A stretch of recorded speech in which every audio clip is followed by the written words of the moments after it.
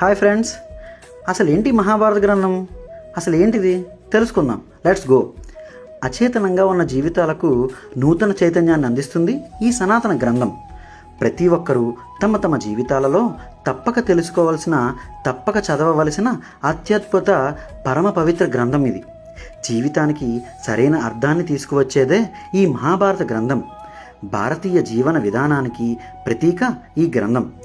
భారతీయ విజ్ఞానానికి, భారతీయ సంస్కృతి సాంప్రదాయాలకు కల్పవృక్షం ఈ మహాభారతం. ఈ మహాభారత కథ అపూర్వం, సమగ్ర జ్ఞానప్రదం, సర్వపాపహరం.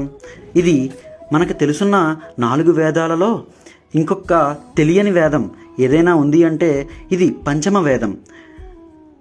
జనన మరణాలను చూపిస్తుంది, సుఖ దుఃఖాలను చూపిస్తుంది, స్వార్థం నిస్వార్థం యొక్క బుద్ధిని చూపిస్తుంది, గెలుపుని చూపిస్తుంది, గమ్యాన్ని చూపిస్తుంది, మనిషి అంతరాలను చూపిస్తుంది. అటువంటి సనాతన గ్రంథం మన చేతిలో ఉంచుకుని మనం తెలుసుకోలేకపోవడం మన అవివేకం అవుతుంది. కాబట్టి ఈ మహాభారత గ్రంథాన్ని తెలుసుకుందాం, ధన్యులమవుదాం, పుణ్యాన్ని పొందుదాం, పరమాత్మునికి దగ్గర అవుదాం. జై శ్రీకృష్ణ, జై జై Srikrishna. For more updates, please do subscribe, follow